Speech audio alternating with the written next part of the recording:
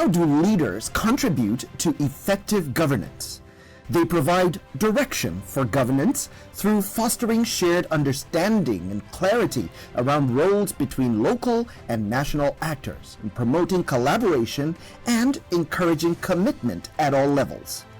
Effective leadership contributes to effective governance by encouraging interagency cooperation toward social development, internal security, and economic stability. Everything rises and falls with leadership. This is why the Tertiary Education Trust Fund has taken steps to ensure that research and development is deployed for the improvement of the quality of governance in Nigeria.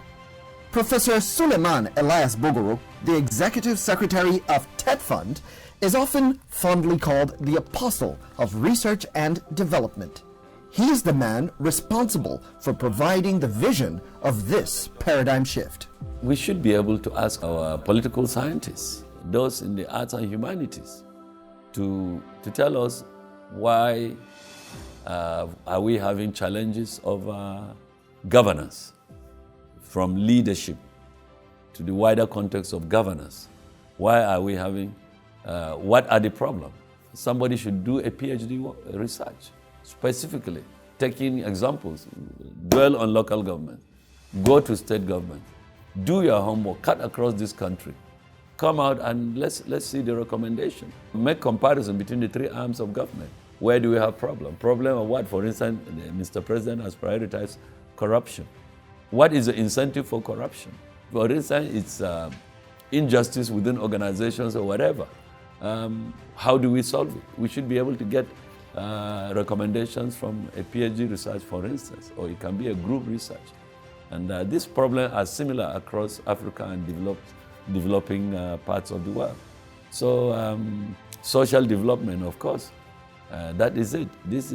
We should be able to get recommendations from researchers to address these problems.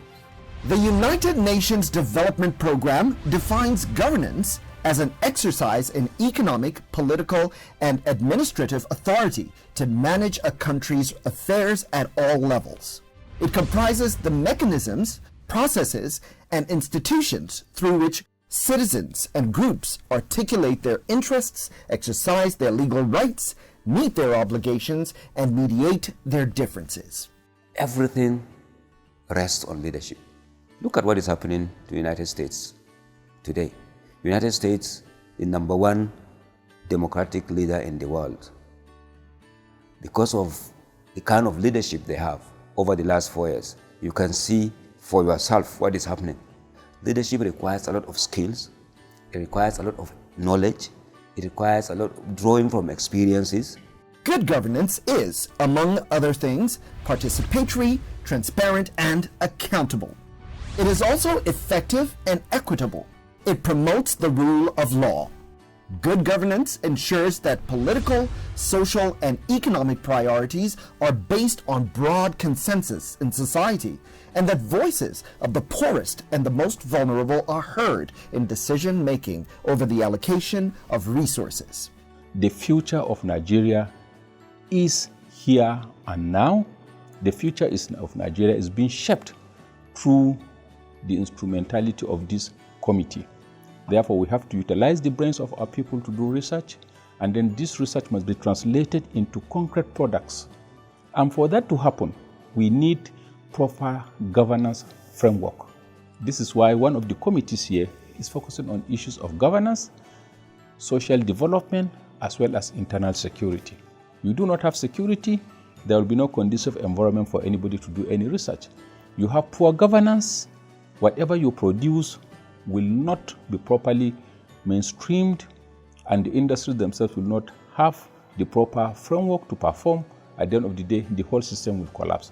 So governance is critical, and you could see it is also part of what we are doing right now. That's where the challenge may arise.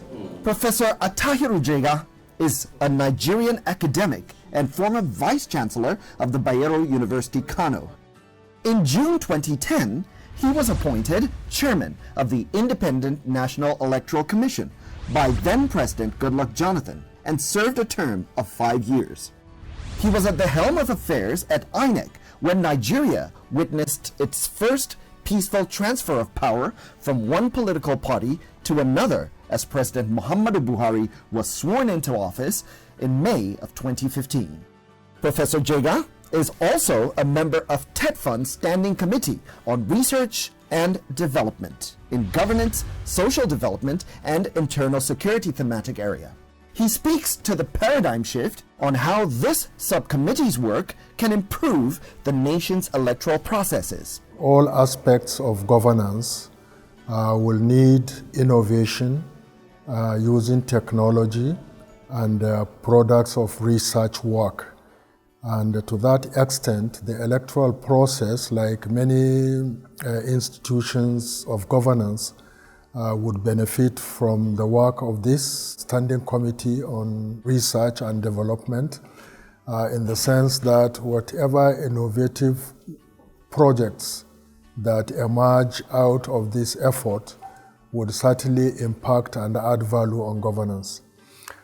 As you are aware, INEC has intensified the use of technology in elections, and not only, and that is a product of research work, but there is need to upscale the use of technology in all aspects of elections, and there is no doubt that developing a capacity for research nationally, particularly through the effort of TETFund to encourage the establishment of a National Research Foundation, can open up avenues through which commendable research work can be done, which can impact all aspects of governance, including elections. Democracy works better when the voices of the people are heard through the ballot box. TETFund backed research and development into how technology can increase the accuracy and integrity of elections is indeed a worthwhile investment. The permanent voter card, which stores information such as biometric data, physical attributes, thumbprint, etc., proved to be a game changer that has made voter fraud difficult. The PVC protects the information that is electronically programmed and can only be read by the smart card reader.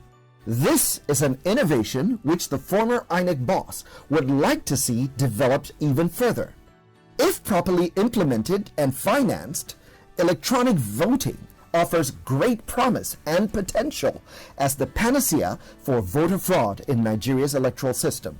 Research could first examine the theoretical, legal, and constitutional basis for e-voting. It can then draw lessons from other jurisdictions, analyzing practical challenges for the implementation and adoption of an e-voting system in Nigeria. These challenges include the possible compromise of e-voting devices by viruses and other malicious software, manipulation by people with privileged access to the system, either system developers, system administrators, or malicious hackers. Denial of service attacks, attacks that result in e-voting facilities being disabled or otherwise unavailable for voter use. Lack of adequate supervision mechanisms, and the difficulties of proving electronic attacks in courts of law, among other things. Collation and transmission of result real-time is another key area where innovation is required. For a long time, elections in Nigeria have been basically on the analog mode. The role of university academics has primarily been in terms of bringing in integrity to the collation of results. The collation of results is manual. In our history in Nigeria, election result tabulation was for a long time bedeviled by inaccuracies as a result of errors or through fraudulent activities. So INEC tried from 2011 to bring university professors to participate in the collation of results by manual means, which you needed people of integrity to be able to do. But moving forward, obviously, we need to increasingly use technology, not only in verification and authentication of voters, which was what INEC has done since 2015, using the smart card reader, smart card voters card itself. But increasingly, INEC needs to introduce the use of technology in compilation of results and in the transmission of results to a national center where it can then be broadcast. Again, increasingly, even trying to do that right now, INEC is relying on foreign expertise, foreign technology to be able to do that. So the kind of work that is being done now would be able to help us have Nigerian researchers be able to develop technologies that are robust and have integrity and that can be deployed in the work of INEC moving forward. Social development is a human process in the sense that human beings, not material factors, drive development. The energy and aspirations of people who seek development form the motive force that drives development. People's awareness may decide the direction of development. Their efficiency, productivity, creativity, and organizational capabilities determine the level of people's accomplishment and enjoyment. Development is the outer realization of latent inner potentials. The level of people's education, intensity of their aspiration, and energies, quality of their attitudes and values, skills and information all affect the extent and pace of development. But it all begins with quality education that is relevant and beneficial to the country's needs. Even the emergence of great leadership is birthed in the cradle of sound education. Professor Biodu Ogunyemi is the president of the Academic Staff Union of Universities. He is also a member of TETFund's RDSC, coordinating the education group. With the triple helix model, which brings the academia, government, and industry together, TETFund is not waiting until there is a bone of contention before partnering with Nigeria's public tertiary institutions on ways to improve outputs. What we are doing now is like a follow-up to a meeting we had last year in Lagos, facilitated by NUC, where we could say we did some background work on the academia-industry collaboration. So we have always talked of collaboration among the three agencies, as it were, the academia, the industry, and of course, government. Government is supposed to provide the platform for bringing industry and academia together. And what we are doing here for us is a practical demonstration of that process. And we are now trying to concretize what we have always talked about for a long time. In other developed economies, talk of the Korea, even Brazil that is coming up. I'm talking of third world now, not even the first world. You see that it is this kind of collaboration among government, industry, and academia that actually paved way for the transformation we are seeing in them. Now they can feed themselves, they can begin to manufacture. So research from the universities for a long time have always ended up either in publication outlets or on bookshelves. So we're now saying that all these recommendations that we have had over time, in terms of what should be the follow-up activities, we need to activate them as a starting point, and then we need to introduce new ones given the right environment. So the environment for collaboration has been missing for a long time, and what we are doing here now is to infuse or inject that kind of environment. The debate around how to improve the education system in Nigeria is a fraught, complicated one with incredibly high stakes. But that shouldn't discourage policymakers from engaging in it. In the spirit of finding reasonable places to begin, here are some of the first steps that law and policymakers, as well as other officials, should take in what's sure to be a multi-layer, multi-step process to improve outcomes for students. Construct more primary and secondary schools. renovate and upgrade facilities in all existing primary, secondary, and tertiary institutions, address overcrowding, increase the number of teachers, raise standards for teachers, put classroom running and curriculum building decisions in the hands of the community. But the most important step is to make funding schools a priority. We have always talked of a certain percentage of the annual budget that should go into education. And each time we talk of education, particularly at the tertiary level, we mean the research component should be the driver. We need infrastructure for research, support for processes, and we need human capital development in the area of research. So to build the capacity, we need fund. To get the infrastructure, we need fund. And of course, to engineer the process or drive the process, we also need fund. In all our negotiation with government as ASU, we have always placed these at the front burners. We have been talking of minimum of 20% of the annual budget being set aside for education. Maybe 1 to 2% of the annual budget will always go into R&D foundation, and other sources of funding will be mobilized along the line. It's about making sure that the facilities for research are available within the country.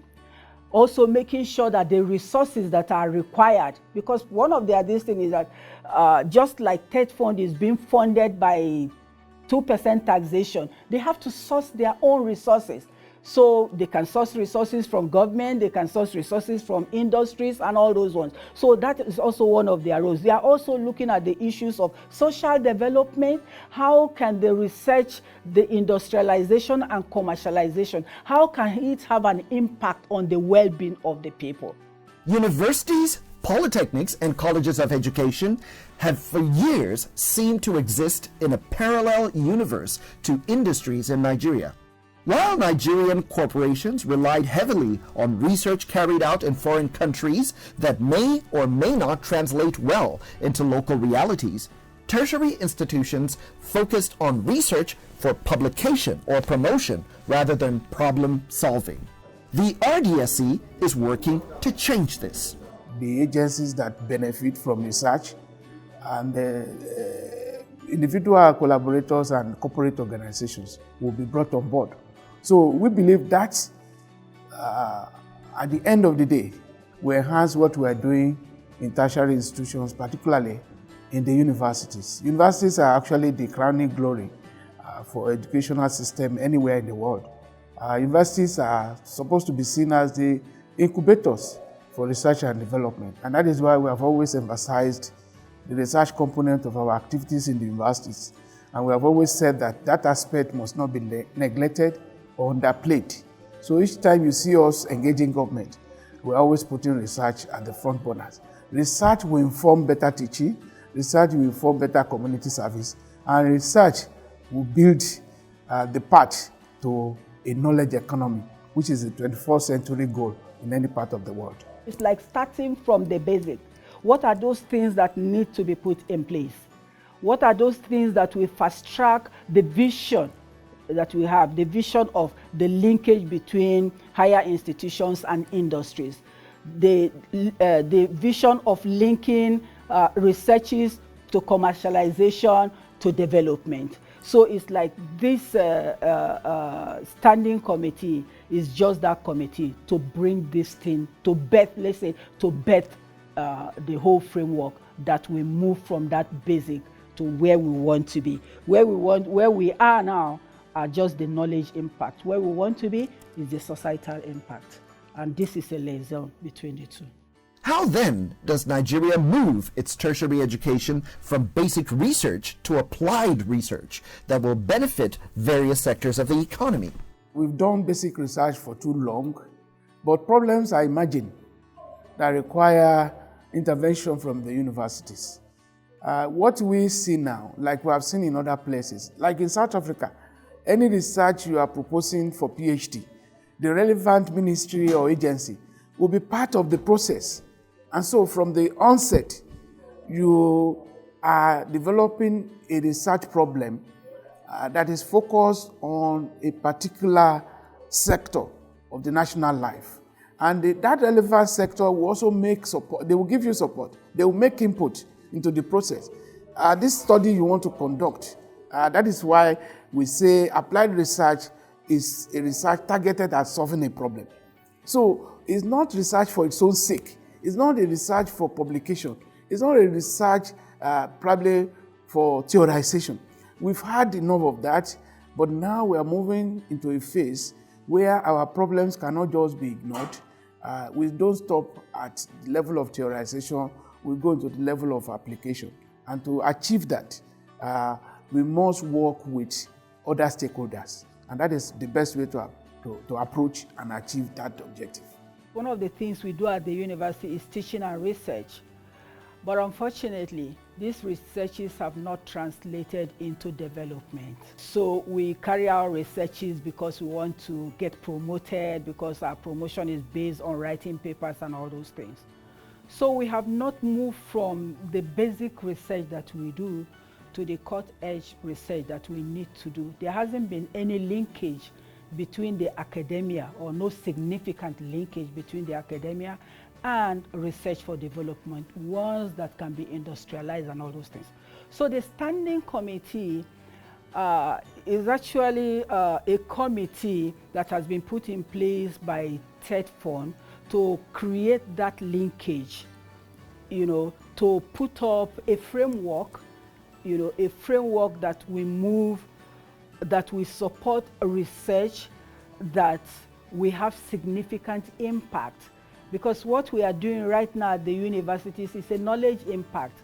And knowledge impact is an impact that research contributes within the academia. So it reverberates around the academia.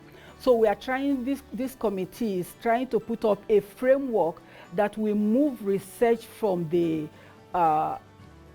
tertiary institutions into a research or societal impact, which means excellent research that will contribute to an impact on the society, development impact in the society. So it's like a liaison between the institution, the research that is carried out at the research institutes, and linking it to the industries and companies out there. The key thing is collaboration. I was once at the University of Jyväskylä in Finland, and we found that some industries consciously established laboratories on campuses. So this here we talk of CWES, students going out, but in those places you find that common assignments, they are there. They are there at the industrial site. So they are working with people in the industry to address even daily assignments, as simple as that. You want to develop a model of a phone, for instance. So you still get to the industry and you master the process as they are going on, and you can come back and design some rudimentary models. So in which case, the process builds on. So what we have been saying all along is that our industries should demonstrate their interest in what we are doing. They should, apart from supporting projects, they should also establish laboratories on our campuses. So if they fund laboratories, for instance, they will be interested in what we are doing. Our products will also be useful to them, and it will be a win-win solution. So it will not be just a matter of putting money. Where you put money, you also put you register your presence. So they monitor how funds are applied, and we also give them the best for their investment. The value of education in any society should not be understated. Education is a human right, and no one should be deprived of it. However, education is far more than that. It is something that really benefits the people and grows the nation. Education helps to end poverty, end hunger, promote good health, inclusion, and gender equality. It also helps economic growth, reduces inequalities, and makes communities more sustainable and resilient. Governance, social development, and internal security are the primary custodians of education. Governance must be carried out in a manner essentially free of abuse and corruption, and with due regard to the rule of law. It is generally perceived that good governance is the supreme task of the government alone. But the reality is that good governance is a joint responsibility of various actors, like the government, business and civil society, the public, of course, all with their respective roles. The ideal governance is characterized by participation, consensus, accountability, transparency, responsiveness, effectiveness, equitability, and the rule of law. TETFund is determined to do all it can for Nigeria to realize these ideals for good governance through research and development. And that is the paradigm shift.